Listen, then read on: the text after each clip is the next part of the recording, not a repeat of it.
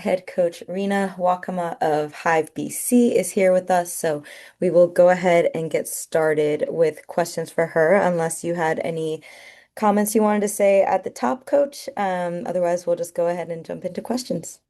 Nope. Just want to thank everybody for being here today. I'm looking forward to the conversation and just talking about season two. Awesome. Thank you. We'll go ahead and get started with DJ. Coach, my question is, what's the identity that you want to set from day one, and what are some non-negotiables you're setting in place? Thank you, sir. Great question. I think the identity that I'm looking to set with this team is I want to get up and down. I want to be disruptive defensively. I was purposely drafted players that buy in on both ends of the floor. So I'm looking forward to playing an up-tempo pace, disruptive defensive system, and obviously scoring a lot of baskets too. So looking for a great year. Ben? Thanks, Tish. Hey, Ben Pickman with The Athletic. Nice to meet you. Um, the demographics of being a head coach in Unrivaled are very different than the WNBA. So I guess what does it mean for you to have this opportunity surrounded by four other Black women in this space? Yeah, I think it's an honor. One, I think it's super important. I know you guys have heard it before, representation matters. And just to be recognized as one of the, top young Black female coaches in the W is amazing. So I'm looking forward to putting on a great show and just, sitting next to my sisters and making sure that, we're all presenting in the best way possible. Are there things that you think the W should systemically look at or try and change, or do you feel like you have more pressure on this opportunity as a proving grounds, or yeah? Yeah, no pressure. I'm a firm believer in when it's your time, it's your time. So no pressure at all. But obviously, from my end, I definitely want to win. That's just a standard that I have for myself, and I'm going to have for the players as well. But I think it matters for us to be on the stage. It matters so much to be on stage. So just making sure, like I said before, that we're putting our best foot forward, and we're making sure that the level of basketball is high quality and it attracts more opportunities for others. Thank you. Chris? Hey, Coach, great to meet you. You're new to Unrivaled, but certainly not new to coaching. And you've already built an electric, high-tempo club in the Hive. I knew you were very intentional with your picks. So without giving away too much of your competitive strategy, can you walk us through what you prioritize during your picks and how you identify the players who fit your vision? I think what's really important is just trying to draft players that kind of fit me as well as far as my personality. A lot of the players that I drafted, they were, if not kind of overlooked in their process at some point. They kind of play with a fire, an edge about them, and that's kind of who I am too as well. A lot of people don't think I should be in this spot or in this seat, but with the grace of God, I've been able to claw my way to where I am today. So I wanted to make sure I drafted players with similar backgrounds. Yes, ma'am. Go Hive. Courtney? Nice to meet you, Coach. You've had historic success as a Nigerian national team coach and also leading the African team to the Olympic quarterfinals. How does your experience coaching in different format, 5-on-5, and now on Rivals 3-on-3, influence your strategy for the Hive? Yeah, if anybody watched my team in the Olympics in Paris, you would have saw of how we play. We were very disruptive defensively, very physical, up tempo. That's kind of how I want to play as well. I think that it gives me the opportunity to be really flexible with the positions that I picked, so I can slide players from 1 to 2 to like my bigs are mobile, they're versatile. Like that's what I like. I like to be able to have options in my style. So I think it'll be great. Thank you. Sophie? Hi, Coach. Great to meet you. Sophie Dumont here with the Ballers Magazine. I saw that during the draft video you mentioned, knowing Sanaya since seventh grade. So I wanted to, ask about the growth that you've seen from her there and, how exciting is it to now be able to coach her and have that full circle moment? Yeah, it's huge. Remember back in 2016, 2017, I went back to volunteer at one of my AU teams that I played for, and she was there. And me and my director, he's like my godfather now, Arnie Morris, he was just like, yo, she's going to be a star. I was like, I know she's going to be a star. So, like, being able to see her from that seventh grade Sanaya to rookie year Sanaya in WNBA is huge. She's grown tremendously. She's had a lot of different experiences. Like when she started her career, I moved away. I started my coaching career as well. So like to be able to come back and see where she is now is just tremendous. And I knew like, hey, if there was an opportunity to get her, I got to get her because it means everything. And just to have that relationship already is huge. Thank you so much. Ashutosh? Hi, coach. So it would be criminal if we did not ask about Kelsey Mitchell. So she's making her unrivaled debut this year. Looking at her performance in the WNBA, how excited are you having her on this team? I'm sorry, I didn't hear the name you said. I asked about Kelsey Mitchell. Yeah, my first pick. Super excited. I think Kelsey's arguably coming off one of her best years, if not her best year in the W.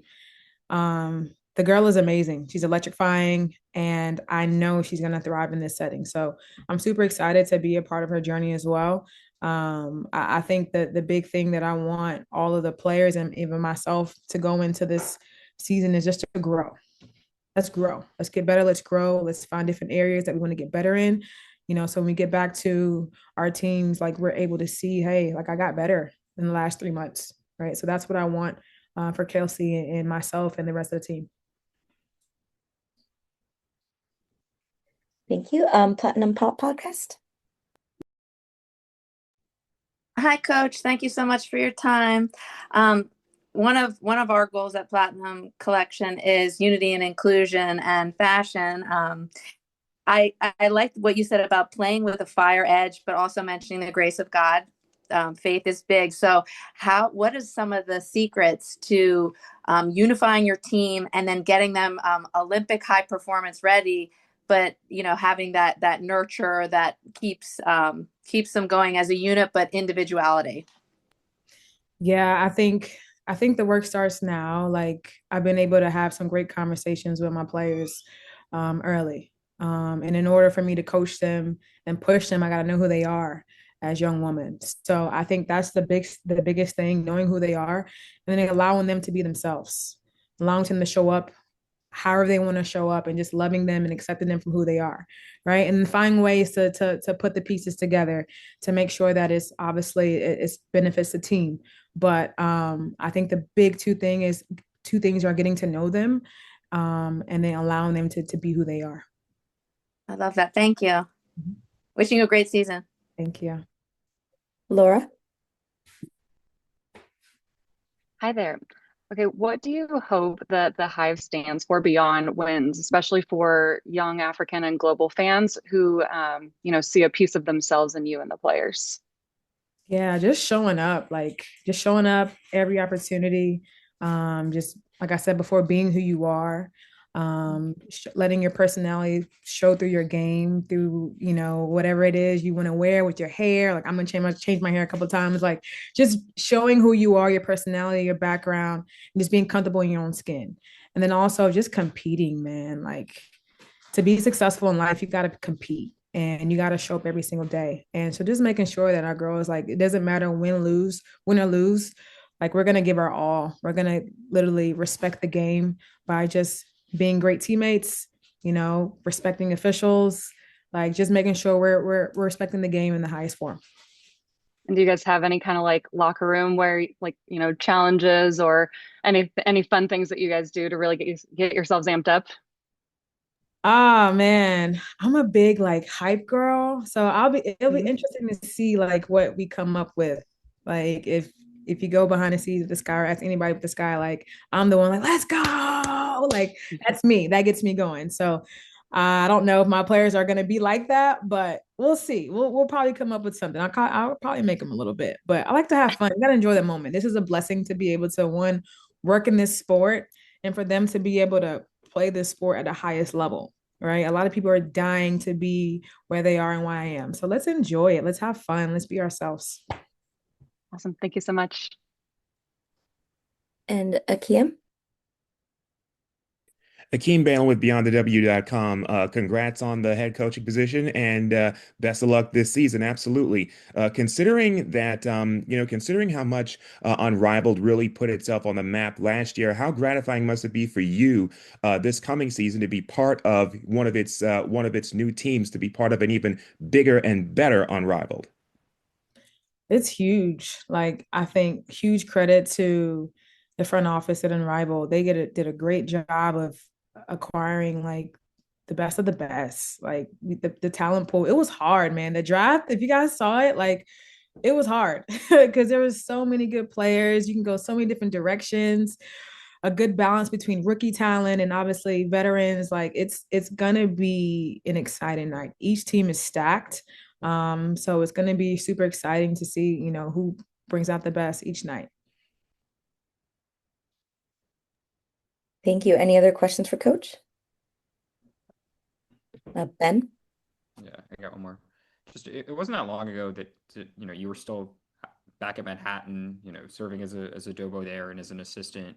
Just when you reflect on your journey over the past, 2, 3, 4 years, like what are some of the big things that you think about, or some of the people that you feel like have been instrumental in you getting this opportunity, to be a head coach at the professional level? Yeah, honestly, Ben, when you say it like that, it's like, dang, like what in the world? Like literally, it takes a village to be successful. And every step, every bump in the road, like it means something. And you don't see it when you're going through it. You're like, dang, this sucks. But like once you get on the other side, like it shapes you into who you are. So I'm super thankful. Those days at Manhattan College, I spent 6 years there. Like I grew up, I became a woman. It was my first time living away from home in New York City. If you can survive in New York City, you can survive anywhere. So being able just to grind and hustle my way up and going on, like my experience with that head coach, she taught me how to like care for people and just make sure like, yes, basketball can be taxing. They're long hours, long days, but don't forget about the important moments in life. Baby showers, weddings, whatever. You got to go, right? Because those times they'll pass you by. And I got to my second stop, my second head coach. I worked with her at Stony Brook University in Tulane, and she taught me how to really focus in on the details of things. Like you got to be really good at your craft. Like you got to laser in, and that can be the difference between winning and losing games, like the details. And then obviously getting with Coach Ty at Chicago Sky, he's a good mix of it all. So like all of those journeys and stops shaped me to who I am today. And I'm able to kind of practice those things that I learned with our national team. And hopefully, obviously, I want to be a head coach in WNBA. Hopefully, I'll be able to put it all together pretty soon here. So super thankful. It's a great question. It's it brings me to tears sometimes to see how far I've come, but I'm super thankful. And hopefully there are more people that I can inspire to take this journey as well. Thank you so much, Coach. We really appreciate your time today, and that'll conclude the first little portion of Zoom media availabilities. We will be back, I think, in just like about a half hour for the next round. So appreciate everyone, and thank you, Coach. All right, that's it. That's all you got for me? I'm not done. I want to talk to you guys. I'm just kidding. Thank you guys for your time. I hope I'll see you guys in Miami. Thank you. Okay. All right. Thanks, guys. See you soon. Bye.